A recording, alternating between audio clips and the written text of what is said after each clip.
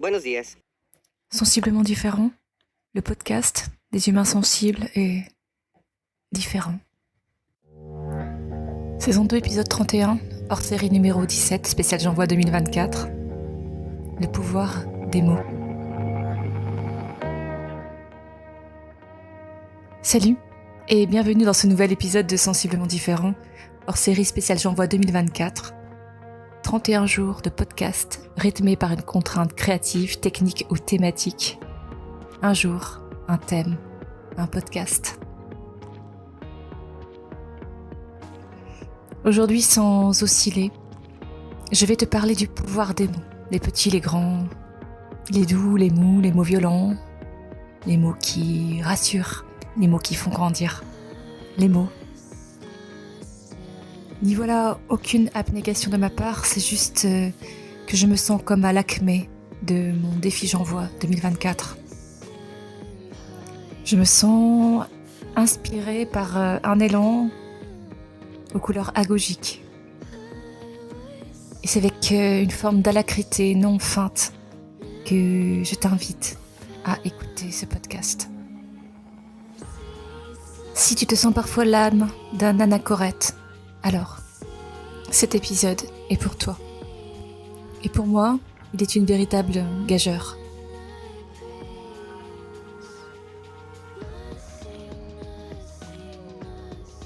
Je m'appelle Magali Darnay, je suis thérapeute en kinésiologie transpersonnelle, podcasteuse, coach émotionnelle, musicienne, chanteuse. J'agis comme révélateur.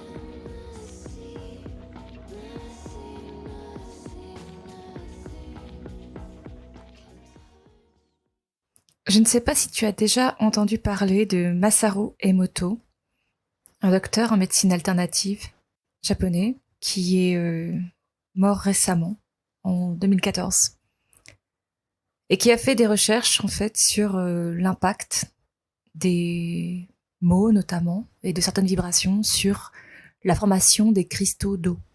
Comment les molécules d'eau se rassemblent ou quels dessins forment-elles à l'écoute ou en réaction à certaines stimulations extérieures de type des mots, des sons.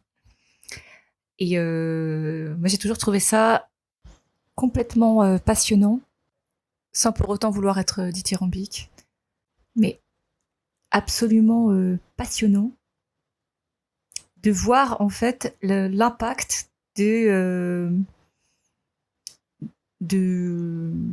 pensée, parole, musique, émotion sur l'eau. Comment l'eau peut réagir. Quelle sensibilité peut être celle de l'eau. D'après ces observations, tout ce qui est de l'ordre du chafouin, glauque, inique, élégiaque, dysphorique, voire de l'ordre de la coercition, engendre des structures désorganisées, qui n'ont pas de symétrie, qui sont plutôt anarchiques dans la forme. À l'inverse, les mots qui vont être plus liés à l'amour, à la joie, à l'humanité, à la solidarité, ce qui va générer la confiance en soi et dans les autres, les vibrations les plus pures en quelque sorte. Elles, par contre, vont générer sur les cristaux d'eau des structures de l'ordre du parangon, de la quintessence. Si on fait un parallèle avec l'impact des phrases et des pensées positives sur l'état intérieur, ce que ça peut générer comme sentiment de paix, de sérénité, lorsqu'on est encouragé, lorsqu'on a des phrases positives, de confiance en soi, de mérite, de félicitations, d'encouragement, des phrases, des pensées, des émotions répétées comme des mantras sur je suis capable de, je mérite de, je crois en mon bonheur, je crois en mon succès, ce genre de phrases qui génèrent en fait la motivation, qui génèrent l'envie et le courage d'oser. Et à l'inverse, l'impact que peuvent avoir des phrases aussi simples que tu es nul, tu vaux pas le coup, ou je ne vaux pas le coup, je ne suis pas à la hauteur, je ne mérite pas, je ne suis pas capable de, je ne sais pas, j'ai peur. Sur notre envie, notre capacité à se mettre en mouvement. Si, dans un troisième temps, on observe quelle quantité d'eau constitue notre organisme d'humain, que ce soit dans la petite enfance où là on est quasiment à 90%, ou à l'âge adulte.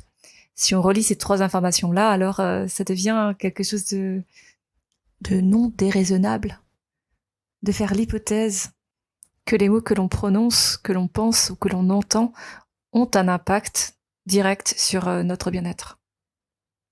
Ça nous invite en tout cas à repenser le choix des mots que l'on prononce à l'usage des autres ou de nous-mêmes. Aujourd'hui, l'apport des neurosciences est de dire que sur un enfant, par exemple, lorsqu'il y a de la bienveillance, ce qui veut dire qu'on a confiance en la capacité de l'enfant à réussir, qu'on a confiance en sa capacité à apprendre, qu'on a confiance en sa capacité à s'adapter, à évoluer, une forme d'observation avec tendresse de son évolution. Lorsqu'il y a ce cadre-là, en fait, les zones du cerveau qui sont stimulées permettent un développement optimal de l'enfant. On a déjà tous pu observer dans notre parcours personnel les impacts des paroles prononcées par les gens proches de nous, nos pères, les adultes référents, et sur notre confiance en nous. On sait quel impact ça peut avoir, quels empêchements cela peut avoir, notamment sur le fait d'oser ou l'envie de. Et il paraît intéressant finalement d'essayer l'inverse, de voir qu'est-ce que ça peut générer si on se répète sans arrêt des phrases comme quoi je vaux le coup, je suis capable, je vais y arriver, tout est parfait, j'y crois. Dans ma pratique, je peux vraiment observer d'une façon très concrète, très tangible, la différence de langage corporel à la prononciation de tel ou tel type de phrase. Je travaille énormément sur les systèmes de croyances qui sont associés à des phrases particulières, beaucoup de phrases, beaucoup de mots, et je vois l'impact directement sur la personne lorsqu'elle prononce ces phrases. Certaines sont même très difficiles à dire, notamment ma phrase référence c'est « je suis magnifique ». Lorsque je propose cette phrase-là aux personnes qui sont en face de moi, alors là, j'ai des grimaces, des reculs, des fous rires, parce que ça paraît extrêmement difficile de dire « je suis magnifique ». Ça veut dire quoi, je suis magnifique? Je suis magnifique, c'est juste je rayonne sur ma propre vibration. C'est ça, être magnifique. Je suis alignée entre ce qui émane de moi, ce en quoi je crois, mes valeurs et ce que je donne au monde. Ça n'a rien d'une jactance.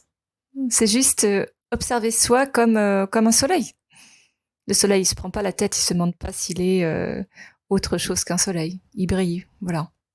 Puis son taf de soleil. Alors évidemment, on a quand même un gros passif d'éducation judéo-chrétienne et de culpabilisation, etc., qui fait qu'on n'a pas l'habitude d'utiliser ce type de phrases pour parler de soi-même. Que ça demande de l'entraînement, beaucoup d'entraînement. Et le truc que je peux faire lorsque je veux instaurer une nouvelle croyance en moi, c'est de me coller des phrases sur des post-it ou dans des carnets que j'utilise souvent ou dans mon agenda, ou des phrases que je répète réellement au moment de l'endormissement, dans cette phase méditative où les ondes cérébrales sont toutes calmes, en phase θ ou alpha, et que les phrases prononcées peuvent être directement imprimées dans le subconscient. Ces ondes cérébrales, c'est toujours quelque chose qui m'anime absolument parce que lorsque tu comprends que l'enfant entre 0 et 7 ans, il a des ondes cérébrales qui sont en train de vibrer à une vitesse très proche de ces ondes alpha ou θ, de ces ondes méditatives, tu comprends en fait que tout ce qu'il observe, tout ce qu'il entend, tout ce qu'il ressent s'imprime directement dans son subconscient, dans son système de croyances, mais sans aucune résistance. Sans aucun obstacle en fait à ça. Et ça devient une vérité absolue, intégrée en lui. Donc pour peu qu'entre 0 et 7 ans, tu puisses assister ou être l'objet de paroles, de manifestations qui sont de l'ordre du jugement, de la critique, de la culpabilisation, tu comprends que en fait ça devient un cheminement tout à fait naturel pour toi. C'est comme s'il y avait l'autoroute qui était déjà tracée à l'intérieur de toi, pour reproduire ou aller chercher des situations qui sont en rapport et en résonance avec ça, avec la culpabilité, avec le jugement de toi, des autres. On a réellement un rapport avec l'eau qui est complètement à redéfinir. L'eau, elle est non seulement indispensable à notre survie, à notre vie sur la planète et dans notre corps, mais elle est aussi un vecteur d'information. Elle est un transmetteur de messages. C'est aussi elle, en fait, qui nous transmet des petits boulets héréditaires si on s'intéresse au transgénérationnel.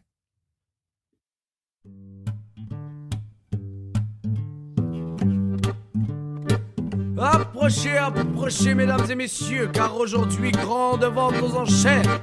Dans quelques instants, mes deux jeunes apprentis saltimbanques vont vous présentationner des mots. Un mot pour tous, tous pour un mot. Un mot pour tous, tous pour un mot. Des gros mots pour les grossistes. Des mots de tête pour les charlatans. Des jeux de mots pour les artistes. Et voilà. Je ne sais pas si comme moi tu te sentais un peu béotien avant de commencer cet épisode. Et je t'avoue que j'ai failli frôler le calembour. Je tiens ma révérence en ayant pleinement conscience que mes enchaînements et choix de mots étaient, légèrement capillotractés. Mais si tu as aimé cet épisode, le prochain c'est déjà demain, et demain, je retrouve ma folle équipée de podcasteurs pour un speed dating.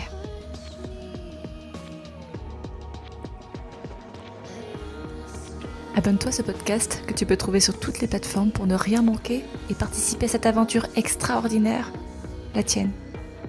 Tu peux choisir d'être simple auditeur ou de devenir acteur, alors n'hésite pas, commente, like, partage et rejoins la communauté de Sensible.